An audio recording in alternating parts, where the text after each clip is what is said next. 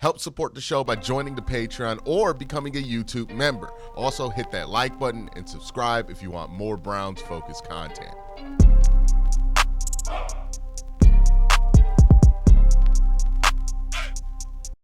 All right, we got some free agency updates for you today. Now, we know yesterday the news broke, massive extension for the Cleveland Browns and Myles Garrett, ending what was a 1-month saga of back and forth arguments. Look, all things aside, right? We talked about the Myles Garrett deal yesterday. This situation ending in March is a good thing for the Cleveland Browns because it gives us April, May, June, July, and August to get over whatever was done in February. So there's a lot of time for a lot of things to be repaired and for Myles to, make sure that nobody feels any type of way about what he said in the media or what he leaked out there to try to get his way for whatever reason was motivating him to get his way. So that all being said, let's jump into some of these free agency updates. Unfortunately, as of recording this video, about 4:11 p.m. on Monday,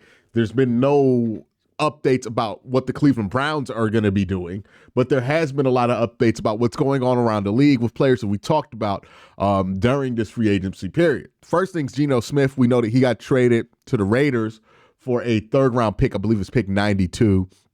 If you're asking me if the Raiders were willing to take one of the Browns' third-round picks in order for Geno Smith, so 93, I think is what the Browns have, and I think the pick that they got was a little bit earlier than that, right?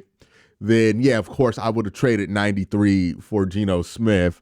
I think it's not as simple as that, though. Like, if we would have done the deal, I don't know if the Raiders, or not the Raiders, if the Seahawks were willing to trade Geno Smith to Cleveland, given that they might have felt like this was to kind of take care of Geno in a way after moving on from him and sent him somewhere he's familiar with Pete Carroll.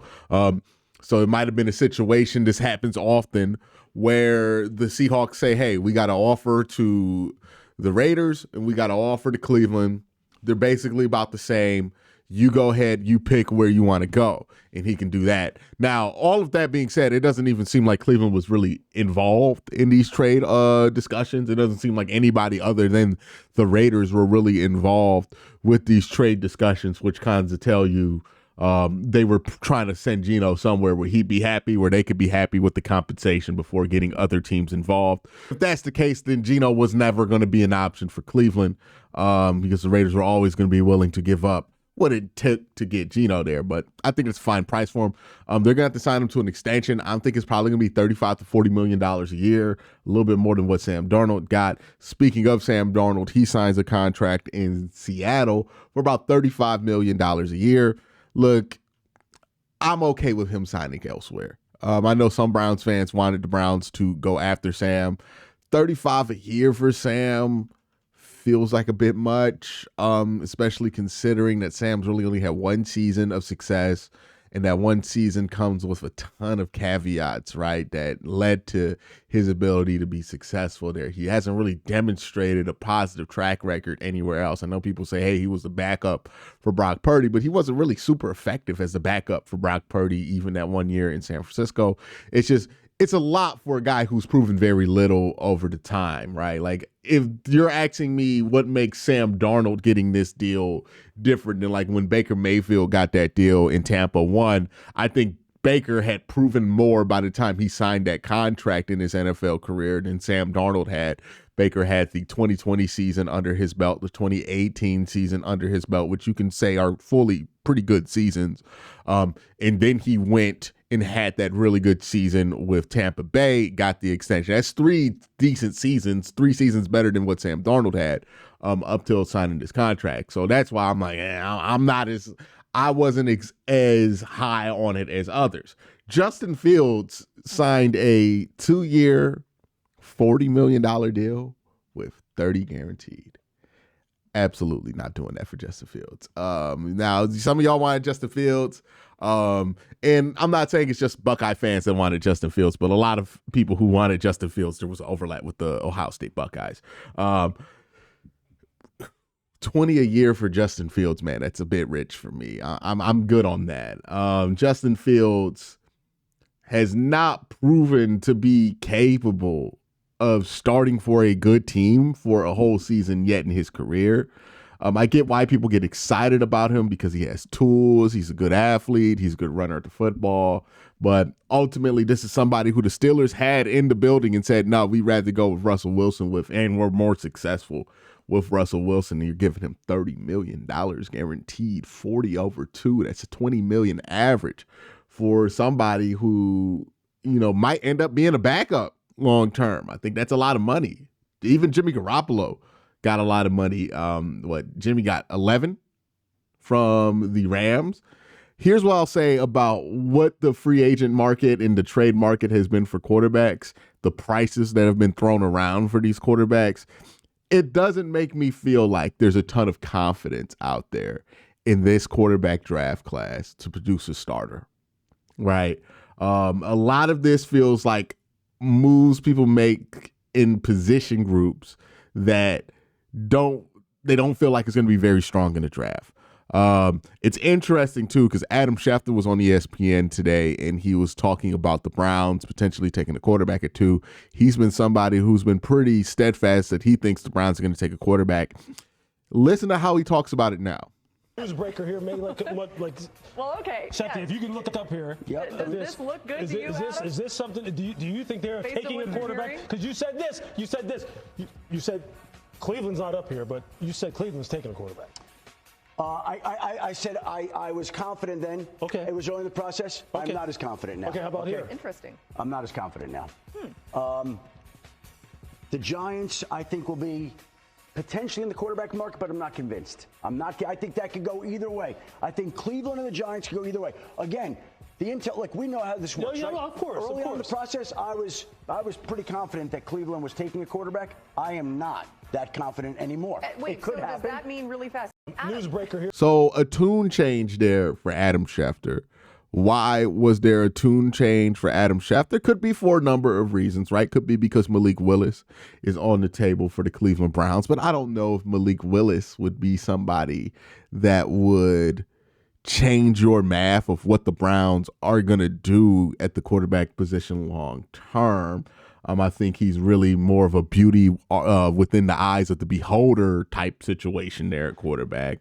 Maybe it's because he's getting wind that the Browns are in on Kirk Cousins, but everybody's known that the Browns are potentially interested or been heavily rumored to be interested in Kirk Cousins for a very, very long time. So I don't know why that would change anything. So something makes Adam Schefter a little bit more weary of it. Maybe it's just more information that he got from the Browns front office, pushing back on the idea of taking a quarterback at 2. Maybe it's, something similar to what Daniel Jeremiah was hearing, which I'm going to try to put that clip here. Along made the most sense as a team that needed to take a quarterback. Now, talking to people around the league, there's some that say, okay, yeah, no, they're going to take a quarterback, but I wouldn't necessarily make it a lock that they're going to do it with their first pick. They've done their homework on this second tier of quarterbacks as well, so don't rule that out. The Browns, he's hearing the Browns are more interested in that second tier of quarterbacks than that first tier of quarterbacks, which would make sense. I mean, that's basically what I've been thinking might be the case for the Cleveland Browns, is that the decision is less between Cam Ward and Shador, and more about, hey, if Shador is available and we can maneuver the 33 pick to get Shador Sanders, maybe that's something you do. Or maybe it's down to Will Howard or, Jalen Milroe. I think that's a conversation that I would more than likely have at quarterback because of the evaluation from a lot of people of this draft class. But it would make sense for the Browns to be there too, given their past history, and not being super excited about taking quarterbacks who aren't really projected to be top 10 players on the consensus big boards this year, in the top 10. Well, not the top 10, in the top 2, right? Like, I think there would be a reasonable amount of hesitancy. You add in there that both these players are much older than the Browns tend to want to go this early in the draft, right? They like to draft 22, 21-year-olds at this part of the draft, not necessarily like 23, 24-year-olds. And if you're thinking about like the most important position, quarterback, you would think they want to adhere to that guardrail a little bit stronger, but maybe they choose to abandon the guardrails. I'm not sure. But it does seem the closer and closer we get to the draft, the more pushback we're getting even nationally about the idea of all of these quarterbacks going super early. It has started with Shedeur Sanders, who seems to have fallen completely out of the top 5 conversation amongst pretty much everybody for whatever reason changed between now and before the draft combine, where he was a staple in top 5 conversations.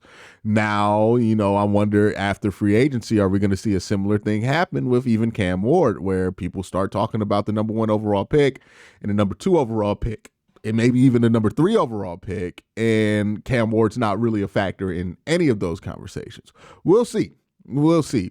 I think at the end of this free agency period, we'll have a much better eye on where draft boards are going to lie and what teams think about this draft and what different organizations want to do going forward, right? If the Browns end free agency and, they're only left with like Jacoby Brissett on the roster, I think it's very clear what the Browns are planning to do at quarterback, which is to draft a quarterback. If the Browns are a bit more aggressive at the starting quarterback position, then that throws a lot of doubt into the idea that they're going to go for a quarterback at number 2 overall this year, and that they're willing to wait till next year to be able to find their answer at the quarterback position, because they just don't think this draft class is going to produce a worthy enough player for them to justify a selection.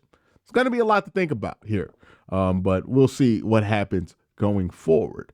Let's talk about some other free agent deals that I thought, these guys could be interesting to the Browns with the right price.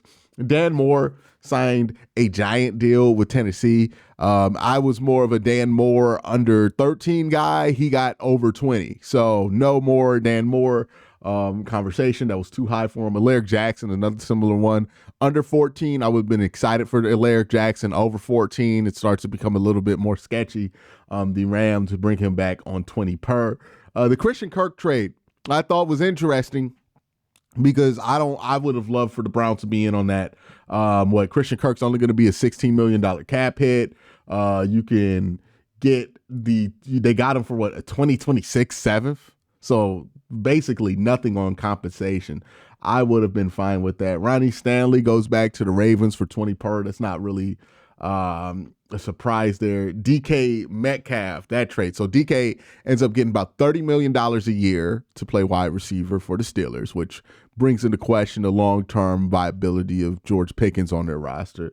And also the Steelers gave up a 2nd-round pick for DK Metcalf. Now, who's going to be throwing the ball to DK? Are they going to plan to use DK and George Pickens together? Is George Pickens going to be somebody who's going to be available sooner than later?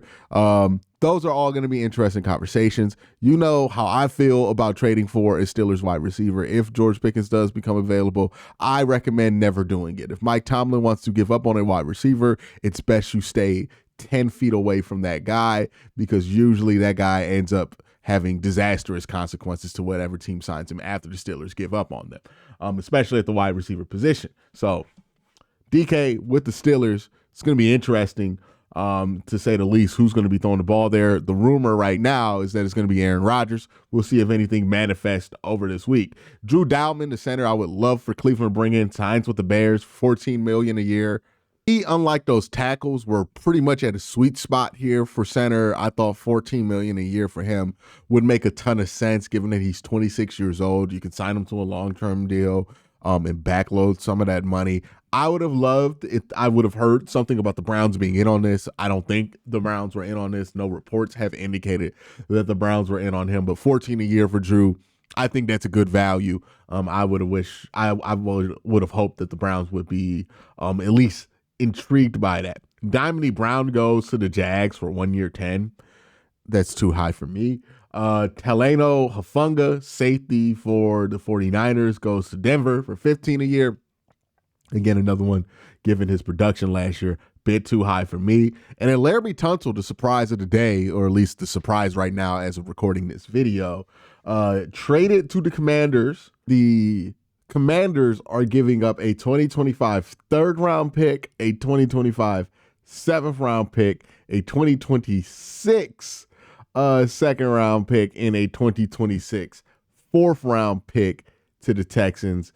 And the Texans are giving up a 2025 4th rounder. So the Commanders now are left with 5 draft picks for this year. So 1st round, pick 29, 2nd round, pick 61, 4th round, pick 162 from the Tunsil trade, and then 6th round, 206, and then 7th round, 250. So interesting move there from the Commanders, who are going to be picking, well, not the Commanders, but from the Texans too, who do pick up a bunch of picks. They do have 2 2nd-round picks now, and then they have 2 4th-round picks in next year's draft. The Texans do have 2 2nd-round picks in next year's draft and 2 4th rounds in next year's draft. They have a ton in that 2026 draft class, as well with a good amount of selections for this year's class. Maybe they go Josh Connerly at 25, or they go Josh Simmons at 25. They feel good about their chance to get a tackle there. But an interesting move by Washington as well. And let's talk about this Brandon Aiyuk rumor that Brandon Aiyuk might be on the move. And could that be the Andrew Berry wide receiver move this year? Let's look into why it is that people think this might be the case. The one article I found on it with some good sourcing on it is from Mark DeLucci, who says this. All right, it says, report, Brandon Aiyuk extension has changed the 49ers' decision-making dynamic. Kyle Shanahan's insistence on the 49ers retaining Aiyuk has undermined his leverage, opines Mike Silver. Now, let's go here. In wake of a 6-11 season, a more significant change has taken place, Silver writes. Going all in is out. Coach-driven emotion is no longer a guiding principle. Interesting phrase there. The 49ers are attempting to be cold, calculated, and analytical when it comes to roster decisions. An organizational reset that coincides with the negotiation of a massive contract extension for Brock Purdy. It's interesting. Interesting here. That's a whole different part of this, right? What this means for Brock Purdy. But it's basically saying, hey, the 49ers need to become a little bit more willing to be cold and calculated, basically, in order to compete with the idea that they're going to have to negotiate a massive contract extension for Brock Purdy. Now, there's been all kind of rumors flying around that the 49ers aren't really excited about that deal. But this has to do with Brandon Aiyuk. It's been well litigated that the 49ers agreed to trade Brandon Aiyuk to the Steelers prior to this past season, but ultimately inked a 9-figure extension for him instead. Of course, in his first season under the deal, Aiyuk tore his ACL after just 7 games, which had been far less productive than recent seasons. Silver reporting added an early training camp tiff between Shanahan and Aiyuk also filled some buyer's remorse in the 49ers building. An organization that attempts to reel in Shanahan's seemingly emotional approach to player evaluation is far from a massive concern. Now, this is something we know to be true in Cleveland. This sentence, we know this part to be true. Shanahan's seemingly emotional approach to player evaluation. Now, some people that might sound like a surprise, but if you followed Kyle Shanahan throughout his career, this has been something that has been constant with it, right? His beef with Robert Griffin III and the whole Kirk Cousins situation comes to Cleveland and basically storms out of Cleveland because of the Johnny Manziel thing. Now, again, reasonable things to have a very emotional reaction to, somebody telling you that you got to work with this dude who don't know the playbook. But we know that Shanahan's approach to player evaluations is also a very emotional approach, because he's always been a pretty emotional dude about his own evaluations of these players. Not really a scientific guy. Throughout his tenure with the 49ers, he's shown a tendency to fall in love with certain players above the rest of it. Also, think about that Trey Lance situation, right? Something to think about. Think about that Trey Lance situation, why he gave up on that so quickly. But anyways, throughout the tenure with the 49ers, he's shown a tendency to fall in love with certain players above the rest of the league, leading some regrettable over investments. However, the question is not whether the 49ers could use a voice to quell Shanahan's urges. It's whether the fan base should trust Jay York to do so. So basically, the Brandon Aiyuk deal has been a point of contention. Now, these things, these cracks have always existed under the surface of the 49ers and Kyle Shanahan, but they're coming to the surface because the team went 6-11 last year with a healthy quarterback, which usually when Kyle Shanahan's teams go under 500, it's because they don't have a healthy quarterback, right? But now they've gone under 500 with a healthy quarterback, so it's a little bit different out there in San Francisco this year. Obviously, other things went wrong. Debo got hurt. Brandon got hurt. But that's the difference. So it's come to a lot of questioning about how Kyle Shanahan likes to run the team. And the Brandon Aiyuk thing has been one of the things that, hey, they got a little bit of buyer's remorse on it. They really didn't want to do the deal to begin with. And now they feel like that deal is a blinking sign of a way of doing business that the 49ers will want to get away from. And they might want to trade him. And if they want to trade him, the contract is very tradable, right, for the Cleveland Browns and for the 49ers to a point, right? The Cleveland Browns got Brandon Aiyuk. This is how the deal would break down. Basically, Brandon Aiyuk would come in only a cap hit of $2 million in 2025, $2 million in 2026, and the $28 million wouldn't hit until 2027, 2028. So it would be a good contract for the Browns to pick up. If we're looking at this for the 49ers perspective of things, if they were to trade Brandon Aiyuk, it would likely be a post-June 1st because they have $65 million in dead cap right now after trading Deebo Samuel. They're going to want to accumulate as little dead cap as possible, and if they trade him before June 1st, then they're going to accumulate another $18.4 million in dead cap, and that's just far too much to accumulate versus a post-June 1st where they would only get $4.6 million in dead cap. And it would save them $6 million in cap space immediately this year. So if they do it, it's going to be a post-June 1st thing, so don't expect to hear anything anytime soon. If Brandon Aiyuk, if they want to move him, it's something to watch as the summer progresses. But that's what the Brandon Aiyuk rumor is about. It's why people feel like there's some credence to it. Me personally, the big hesitation I have with trading for Brandon Aiyuk is it really seems like the 49ers don't want to keep Brandon Aiyuk for whatever reason after this injury. And if you trade for him, are you assuming, is there a piece of that puzzle basically that you aren't privy to before trading for him that might become critical once you have him in the building? You know, that's my concern, right? If the 49ers are a bit too eager to trade him, makes me feel like something's up, right? And I think you got to have your something's up intent. If somebody comes to you with a deal too good to be true, you can't just be like, all right, man, sign me up. Like, no. You got to be very skeptical if somebody offers you a deal that's too good to be true. But yeah, that's what's out there. Let me know what you guys think of all of that. Have a great day. Have an even better night.